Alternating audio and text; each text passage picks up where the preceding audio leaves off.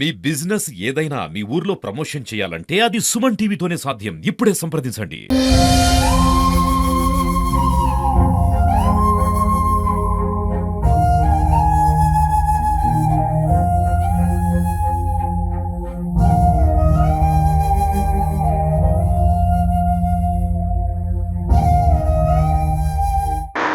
బాబాయ్ అంత్యక్రియలకు హాజరై అబ్బాయి మృతి చెందిన ఘటన సిద్దిపేట జిల్లా జగదేవ్పూర్ మండలం లింగారెడ్డిపల్లి గ్రామంలో విషాదాన్ని నింపింది.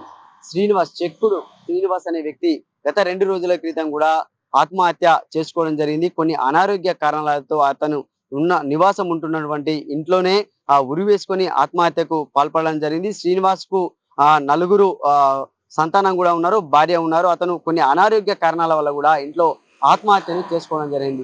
ఆత్మహత్య చేసుకున్న తర్వాత కూడా అంత్యక్రియల నేపథ్యంలో అంత్యక్రియలు అయిపోయిన తర్వాత రాజు వాళ్ళ అన్న కొడుకు రాజు ఎవరైతే ఉన్నారో అంత్యక్రియలు ముగిసిన తర్వాత కూడా అక్కడ ఉన్నటువంటి చెరువులో స్నానానికి అందరు బంధువులతో కలిసి కూడా స్నానానికి వెళ్ళడం జరిగింది. స్నానానికి వెళ్ళిన తరంలో రాజు ఈత కొట్టుకుంటూ కూడా చెరువు లోపలికి వెళ్ళి మృతి చెందిన ఘటన మాత్రం జయదేవ్పూర్ మండల వ్యాప్తంగా కూడా విషాదాన్ని నింపింది. అంటే బాబాయ్ మృతి చెందిన కొద్ది గంటల్లోనే కూడా అబ్బాయి కూడా వాళ్ళ అన్న కొడుకు కూడా మృతి చెందడంతో ఆ కుటుంబంలో తీవ్ర విషాద ఛాయలు అలుముకున్నాయని చెప్పుకోవచ్చు.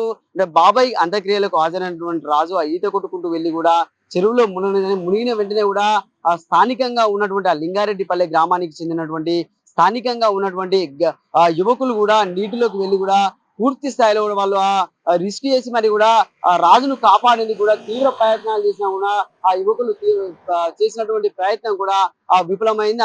అంతలోనే గ్రామస్తుల స్థానికులు కూడా స్థానిక పోలీసులకు కూడా సమాచారం ఇవ్వడంతో జగదేవ్పూర్ ఎస్ఐ కృష్ణారెడ్డి వారి సిబ్బందితో కూడా అక్కడికి రావడం జరిగింది. రెస్క్యూ టీమ్ తో దాదాపుగా కొన్ని గంటల పాటు 6-7 గంటల పాటు కూడా శ్రమించి ఒక రాజు బాడీని కూడా బయటికి తీసి ఆ గజ్వెల్ ప్రభుత్వ ఆసుపత్రికి అయితే పోస్ట్ మార్టానికి తరలించడం అయితే జరిగింది. అంటే రాజు మృతి మాత్రం ఆ కుటుంబంలో కావచ్చు ఆ మండలంలో కూడా విషాదాన్ని నింపిందని చెప్పుకోవచ్చు. అంటే ఇద్దరు దాయాదులు కూడా అంటే పాలివారు వాళ్ళిద్దరు ఒకే కుటుంబానికి చెందిన వారు కూడా మృతి చెందడంతో కూడా తీవ్ర విషాద ఛాయలు అయితే అలుముకున్నాయి. ఇదే ఘటనపై కూడా ఎస్ఐ కృష్ణారెడ్డి కేసు నమోదు చేసుకుని కూడా దర్యాప్తు చేస్తున్నట్టు తెలుస్తుంది.